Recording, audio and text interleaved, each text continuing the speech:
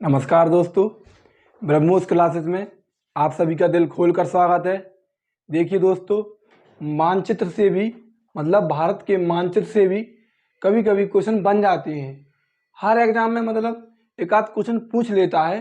तो आज मानचित्र के बारे में जानकारी कर लेते हैं और मैं आपको मानचित्र से जितने क्वेश्चन इससे संबंधित बन सकते हैं उनको मैं आपको पढ़ाने वाला हूँ। अच्छे से पढ़िए, समझिएगा। बहुत अच्छे तरीके से बनाया गया है। मैं बिल्कुल शेड्यूल से बताऊंगा कि कितने क्वेश्चन बनने के लिए तो पूरी ज्योग्राफी इसी से बनी, लेकिन बेसिक जानकारी क्योंकि मैप से थोड़ा समझ में आ जाता है। और कहते नहीं है किसी भी चीज़ यदि आप मूवी देख रहे होगे और उसका सीन यदि आपने देख लिया होगा तो वो बात आप कभी भूलोगे नहीं। तो इसी प्रकार मैं आपको कुछ यहाँ पर दिखाया जाएगा तो मतलब इससे आपको याद रहेगा। और मानचित्र में चीज़ जो याद हो जाती है वो कम ही भूलते अधिकतर। देखिए, बात करते हैं बिल्कुल शेड्यूल से। अगर तुमसे पूछ ले, जगह कम है तो नोट डाउन, आप मैं बोलूंगा आप नोट डाउन करते चलना। जो नोट डाउन यहाँ लिखने लायक मिलेगा वो मैं लिख दूंगा, ठीक है। तो बात करें सबसे पहले, तो देखिए कि भारत की बात करें तो भारत 28 राज्य और 8 केंद्र शासित प्रदेश हैं। कितने हैं? 28 राज्य और 8 केंद्र शासित प्रदेश हैं। ये बात आप सभी लोग जानते हो, एक बेसिक जानकारी है। भारत की राजधानी नई दिल्ली है, ठीक है। 28 राज्य, 8 केंद्र शासित प्रदेश हैं और भारत की राजधानी नई दिल्ली है। सबसे पहले बात करें, अगर तुमसे पूछ ले कि भारत में जो पूर्वी बिंदु है, यहाँ से बात करते हैं, ये पूर्वी बिंदु है अपना, और ये पश्चिमी बिंदु है, उत्तरी बिंदु है और दक्षिणी बिंदु है, ठीक है। अगर तुमसे पूछ ले कि भारत का पूर्वी बिंदु कौन सा है, ठीक है, तो यहाँ पर लिखिए कि भारत का जो पूर्वी बिंदु है वो है किबिथु या फिर बालांगू। कौन सा है?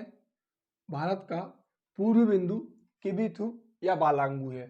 पश्चिमी बिंदु की बात करें तो भारत का पश्चिमी बिंदु लिखिए गोहारे या सरकरी मोती। कौन सा है? गोहारे या सरकरी मोती। तो पूर्वी बिंदु कौन सा बताया? किबिथु या बालांगू। पश्चिमी बिंदु गोहारे और सरकरी मोती। एक ही नाम है जी पूरा, ठीक है, याद रखना। अगर तुमसे उत्तरी बिंदु की बात करें तो देखिए उत्तरी बिंदु जगह नहीं है, यहाँ पर लिखिए इंदिरा कौल। क्या लिखिए? यहाँ पर लिख लीजिए। तो भारत का उत्तरी बिंदु है वो है इंदिरा कौल। कौन सा है? उत्तरी बिंदु इंदिरा कौल है। और दक्षिणी बिंदु की बात करें तो जो कि अंडमान निकोबार में स्थित है दक्षिणी बिंदु, याद रखना, ठीक है, वो है इंदिरा पॉइंट। कौन सा है? दक्षिणी बिंदु स्थित है इंदिरा पॉइंट। इसको भी आप अच्छे से याद रखना, ठीक है। तो पूर्वी बिंदु क्या बताया? किबिथु या बालांगू। पश्चिमी बिंदु गुहारे या सरकरी मोती। उत्तरी बिंदु इंदिरा कौल। दक्षिणी बिंदु इंदिरा पॉइंट। इसका एक नाम और है पिगमेलियन पॉइंट, जिसको आप नोट कर लेना। तो ठीक है, पिगमेलियन पॉइंट। अगर अब तुमसे पूछ ले कि भारत की पूरब से पश्चिम तक की दूरी कितनी है, याद रखना, भारत की मतलब किबिथु या बालांगू से गुहारे सरकरी मोती तक भारत की कितनी दूरी है। तो लिखिए, आप यहाँ पर लिखिए, इसको रफ कर देता हूँ मैं आपके सामने, ठीक है। यहाँ पर लिखिए पूरब से पश्चिम तक की दूरी अगर तुमसे पूछ ले तो 2933 किलोमीटर है। कितनी है? पूरब से पश्चिम तक की दूरी 2933 किलोमीटर है। और उत्तर से दक्षिण तक की अगर तुमसे दूरी पूछ ले कितनी है? उत्तर से दक्षिण तक की दूरी है कितनी? 3214 किलोमीटर। कितनी कितनी हो गई? देखिए, पूरब से पश्चिम तक की दूरी हो गई 2933 किलोमीटर और उत्तर से दक्षिण तक की दूरी हो गई 3214 किलोमीटर। मतलब किबिथु से गुहारी सरकरी मोती तक 2933 और इंदिरा कौल से इंदिरा पॉइंट तक 3214। इसको भी आप याद रखना, यहाँ से क्वेश्चन बन जाता है, ठीक है। बात करें कि भारत के पूरब से पश्चिम, भारत के पूरब से पश्चिमी और उत्तर से दक्षिणी, जैसे कि देखो यहाँ से यहाँ तक पूरब से पश्चिमी और उत्तर से दक्षिणी, ये दोनों गलियारे, मैं यहाँ पर मार्कर नहीं चला रहा, आप थोड़ा समझने की कोशिश करें। एक तो ये यहाँ पर भारत का पूरब से पश्चिमी और उत्तर से दक्षिणी, जैसे कि ये पूरब से पश्चिमी और उत्तर से दक्षिणी, ये दोनों गलियारे कहाँ पर काटते हैं, तो तुमसे पूछ ले तो ये दोनों गलियारे झांसी यूपी में काटते हैं, अपनी झांसी उत्तर प्रदेश में ये दोनों गलियारे काटते हैं। इसको भी आप याद रखना, पूरब से पश्चिमी और उत्तर से दक्षिणी दोनों गलियारे कहाँ पर काटते हैं, झांसी उत्तर प्रदेश में काटते हैं। इसको थोड़ा रब कर लेते हैं, फिर आगे बात करेंगे, ठीक है। इसके बाद में आगे बात करेंगे, याद रखना। अगर तुमसे पूछ ले, देखिए अब आगे बात करते हैं। अब तुमसे पूछ ले कि भारत में कर्क रेखा कितनी डिग्री गुजरती है, तो जो कर्क रेखा है भारत के 23 डिग्री गुजरती है। कितने, भारत में से कितने डिग्री से गुजरती, तो 23 डिग्री से गुजरती है, मतलब सॉरी 23.5 डिग्री, याद रखना। कितने डिग्री, 23.5 डिग्री गुजरती है। भारत में कर्क रेखा कितने डिग्री, तो 23.5 डिग्री से गुजरती है। कितने राज्यों से गुजरती, तो 8 राज्यों से गुजरती है। इसको भी आप याद रखना, कितने राज्यों से गुजरती, 8 राज्यों से गुजरती है, 23.5 डिग्री गुजरती है। अब ये भी पूछ रहे कि कौन कौन से राज्यों से गुजरती, तो मैं आपके सामने यहाँ लिख रहा, लिखिए आप, गुजरात,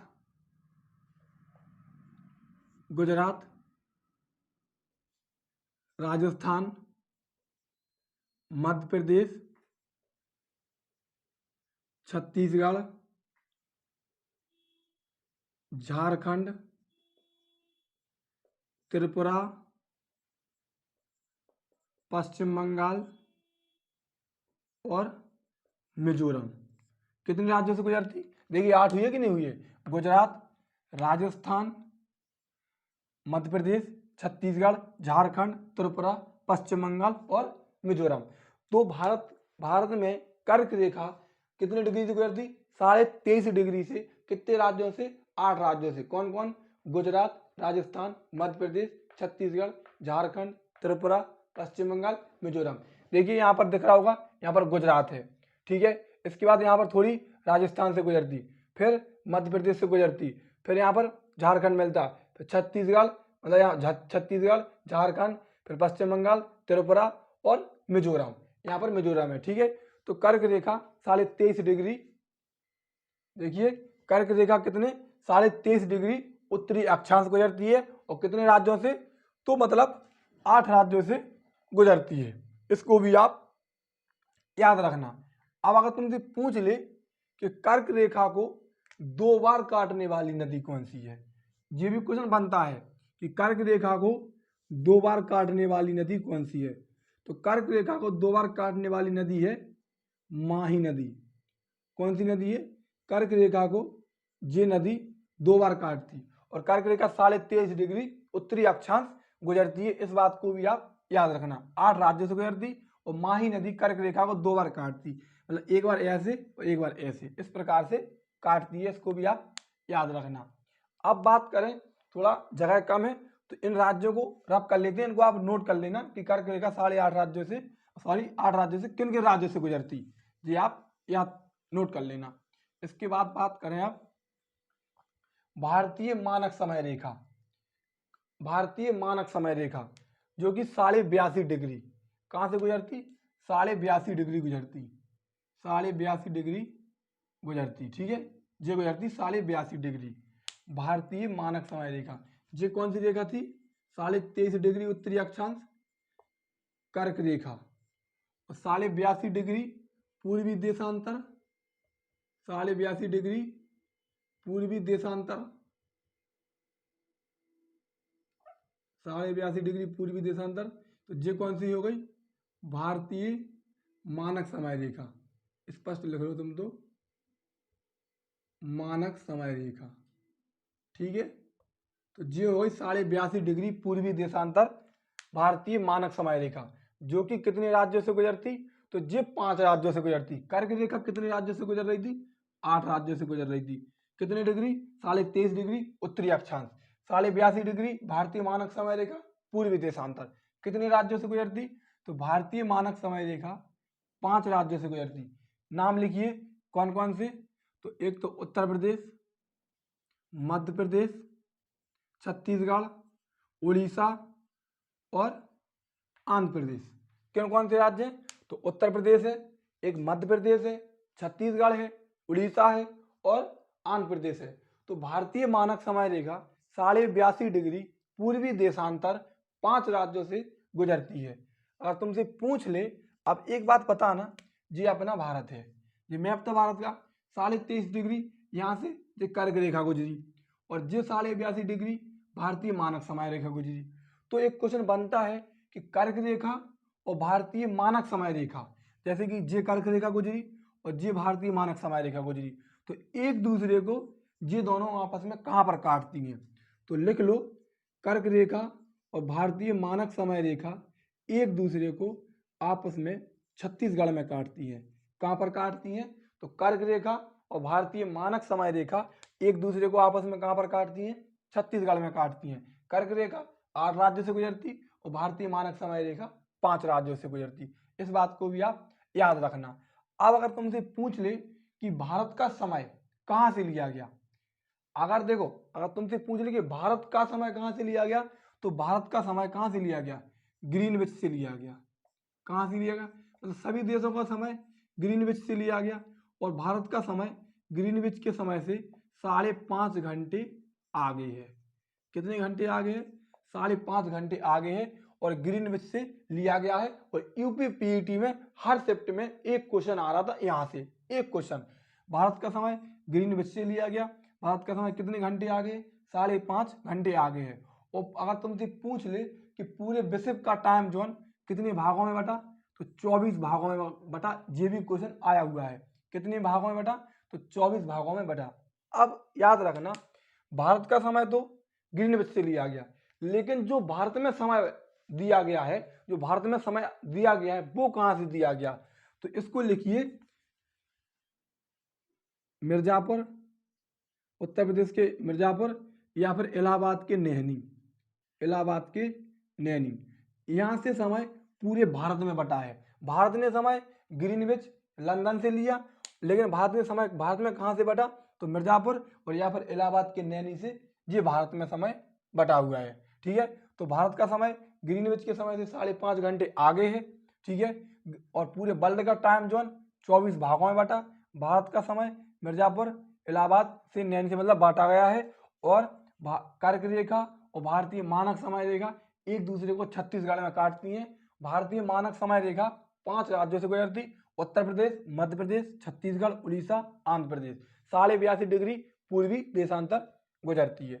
चलिए आगे बात करते हैं, थोड़ी और इसको जगह साफ कर लेते हैं यहाँ पर। अब तुमसे पूछ ले, अगर तुमसे आगे पूछ ले कि भारत की सबसे ज्यादा सीमा किस देश से लगती है, देखना, अगर तुमसे पूछ ले कि भारत की सबसे ज्यादा सीमा किस देश से लगती, तो भारत की सर्वाधिक सीमा किससे लगती? बांग्लादेश से लगती। याद रखना, भारत की सबसे ज्यादा सीमा बांग्लादेश से लगती। कितनी लगती? तो 4096 किलोमीटर लगती। याद रखना, सबसे ज्यादा सीमा बांग्लादेश से लगती। सबसे कम सीमा किससे लगती? तो सबसे कम सीमा अफगानिस्तान से लगती। कितनी लगती? 106 किलोमीटर लगती। सबसे ज्यादा सीमा बांग्लादेश से लगती। देखिए बांग्लादेश यहाँ पर ये दिख रहा होगा आपको। और सबसे कम सीमा किससे लगती? तो अफगानिस्तान से लगती। सबसे ज्यादा बांग्लादेश से, सबसे कम अफगानिस्तान से लगती। अफगानिस्तान से 106 लगती, बांग्लादेश से 4096 किलोमीटर लगती। अब तुमसे पूछ ले कि बांग्लादेश से भारत के कितने राज्य सीमा बनाते, ये भी क्वेश्चन यूपी पीईटी में पूछा गया। अब देखिए, एक मैप एक क्लास में आपके सामने ले रहा, कम से कम इससे 10 क्वेश्चन यूपी पीईटी में पूछे गए थे। 4 क्वेश्चन तो जो मैंने आपको बता दिए, 4 क्वेश्चन टाइम के थे। दूसरा क्वेश्चन पूछा गया था अगला कि बांग्लादेश से कितने राज्यों की सीमा लगती, ये भी पूछा गया था। समझ रहे? तो मतलब कम से कम 10 क्वेश्चन यहीं से आपके पेपर में आने वाले हैं, मतलब पीईटी में आए थे और भी पेपर में आएंगे पक्का। देखिए अगर तुमसे पूछ ले कि बांग्लादेश से भारत के कितने राज्यों की सीमा लगती, तो बांग्लादेश से भारत के 5 राज्यों की सीमा लगती। कितने राज्यों की? ये पूछा गया था पेपर में कि बांग्लादेश से भारत के कितने राज्यों की सीमा लगती, तो 5 राज्यों की सीमा लगती। अब नाम लिखिए कौन कौन से, अगर तुमसे पूछ ले तो लिखिए मिजोरम, मिजोरम, मणिपुर, असम, त्रिपुरा और अगला नाम है पश्चिम बंगाल। कौन कौन से राज्य हैं? मिजोरम, मणिपुर, असम, त्रिपुरा, पश्चिम बंगाल। तो कितने राज्य हैं? 5 राज्य हैं। ठीक है। अगर तुमसे पूछ ले कि बांग्लादेश से 3 ओर से कौन घिरा, तो बांग्लादेश से 3 ओर से त्रिपुरा घिरा। कौन घिरा? बांग्लादेश से तीनों ओर से कौन घिरा? तो त्रिपुरा घिरा। और असम की सीमा बांग्लादेश से 2 बार लगती। असम एकमात्र ऐसा राज्य है जिसकी सीमा 2 बार लगती, और बांग्लादेश से त्रिपुरा तीनों ओर से घिरा। तो सबसे ज्यादा सीमा अपनी बांग्लादेश से लगती, सबसे कम अफगानिस्तान से लगती। 5 राज्यों की सीमा भारत की बांग्लादेश से लगती। भारत के 5 राज्यों की सीमा बांग्लादेश से याद लगती। अब भूटान की बात करें तो भूटान को क्या कहते हैं? भूटान से भी एक क्वेश्चन याद रखना, land of Thunderbolt. Land of Thunderbolt Bhutan को कहते हैं, मतलब वज्र तूफानों का देश। वज्र तूफानों का देश या फिर लैंड ऑफ थंडरबोल्ट किसे कहते हैं? ये भी पीईटी 2021 में आया हुआ क्वेश्चन है। लैंड ऑफ थंडरबोल्ट भूटान को कहते हैं। ठीक है। बांग्लादेश से 5 राज्यों की सीमा लगती, इसको भी आप याद रखना। अब तुमसे बात करें, इसको रब कर लेते हैं थोड़ा, यार एक तो जगह कम है यहाँ पर, समझ रहे, इसलिए थोड़ी समस्या हो रही है, लेकिन कोई बात नहीं, एडजस्ट करते हैं। देखिए, अब बात करें कि भारत की जो स्थलीय सीमा है इसकी लंबाई कितनी है। एक तो स्थलीय सीमा और दूसरी तटीय सीमा। तो आज तुमसे पूछ ले कि जो भारत की स्थलीय सीमा है इसकी लंबाई है कितनी? 15,200 किलोमीटर लगभग, मतलब 15,106 पॉइंट कुछ है, तो लगभग वो 15,200 किलोमीटर मापी जाती है। मैंने आपको क्लियर बता दिया। भारत की स्थलीय सीमा की लंबाई 15,200 किलोमीटर है, और तटीय सीमा की लंबाई 7517 किलोमीटर है। कितनी है?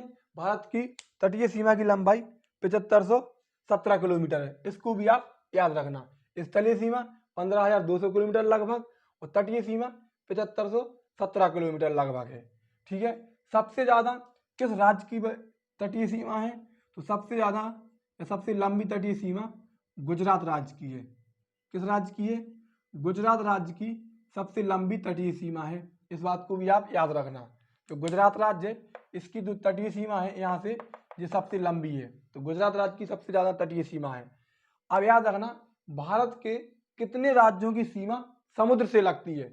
देखो क्वेश्चन है कि कितने राज्यों की सीमा समुद्र से लगती, तो भारत के 9 राज्यों की सीमा यहाँ से, गुजरात हुआ, गोवा हुआ, महाराष्ट्र हुआ, केरल हुआ, तमिलनाडु हुआ, आंध्र प्रदेश हुआ, इस प्रकार भारत के 9 राज्यों की सीमा समुद्र से लगती है। इस बात को भी आप याद रखना।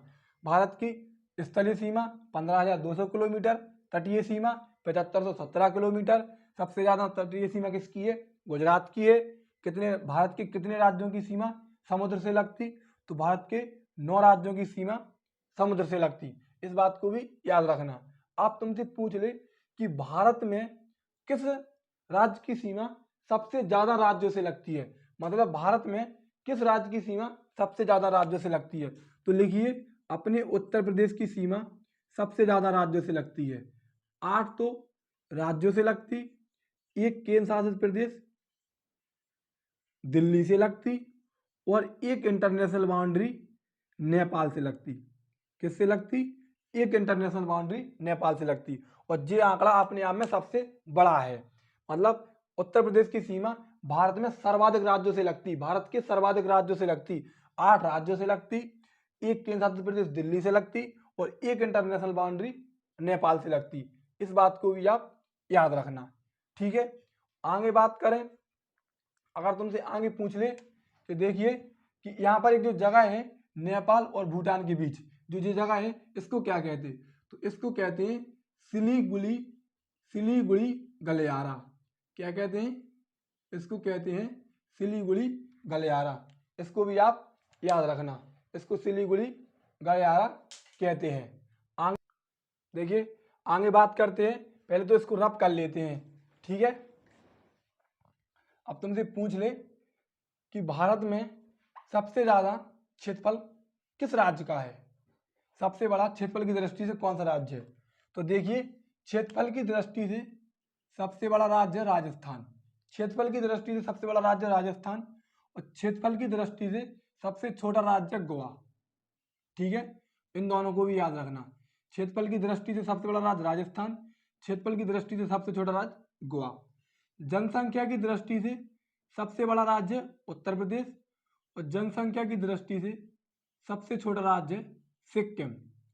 और एक बात और याद रखना, जो उत्तर पूर्वी भारत के 7 राज्य हैं, सिक्किम को छोड़कर, उत्तर पूर्वी भारत के 7 राज्य में सिक्किम को छोड़कर सभी राज्य 7 सिस्टर कहलाते हैं, 7 बहनों के नाम से जाने जाते हैं।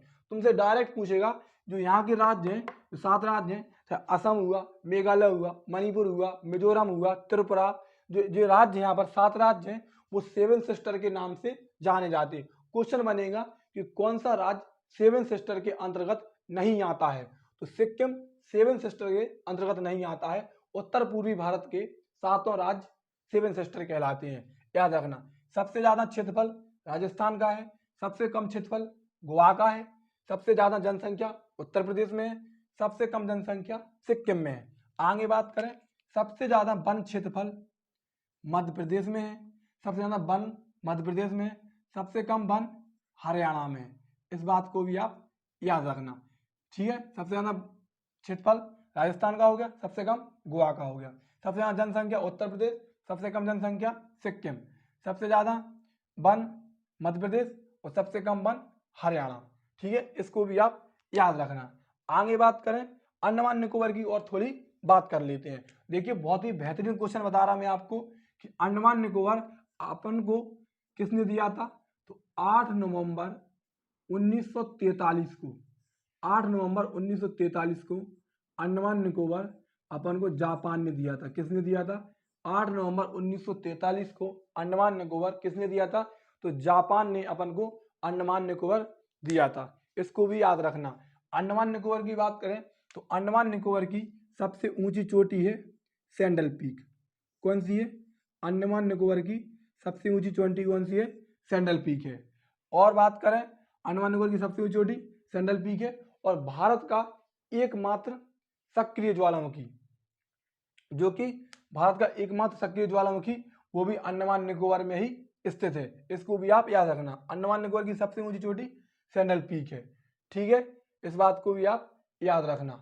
एक बार और देखिए कि आगे बात करते हैं। पहले देखिए, और अगर आगे तुमसे पूछ ले कि भारत की स्थलीय सीमा कितने देशों से लगती है, स्थलीय सीमा, तो स्थलीय सीमा 7 देशों से लगती है।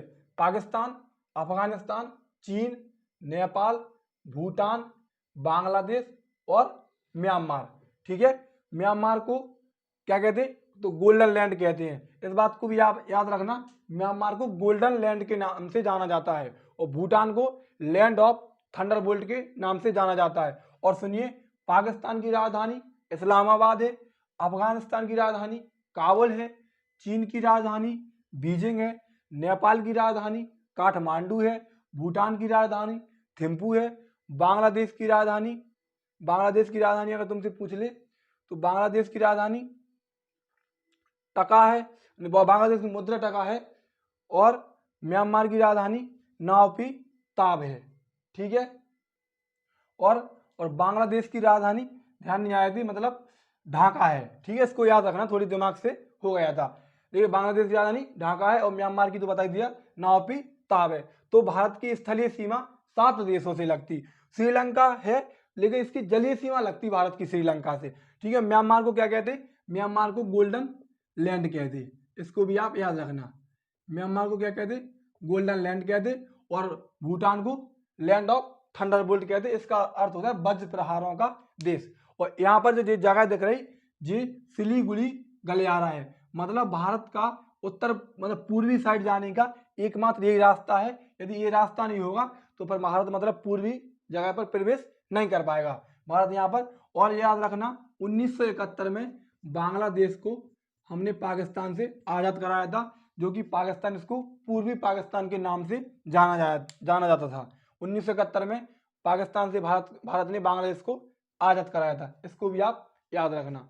देखिए दोस्तों, यदि आपको ये जानकारी अच्छी लगी हो, मैंने मैप से संबंधित पढ़ा दिया, तो शायद आपको समझ में आया होगा। और इससे क्वेश्चन आते हैं, कोई भी एग्जाम दे लेना, यहाँ से क्वेश्चन आ जाता है बेसिक जानकारी से, जिस कोई खास नहीं है लेकिन एक बेसिक ही है, एक तरीके से बता दिया। यदि आपको समझ में आया हो तो चैनल को सब्सक्राइब करें और प्लीज़ दोस्त थोड़ा हम लोगों को सपोर्ट करें, अपने दोस्तों तक शेयर करें।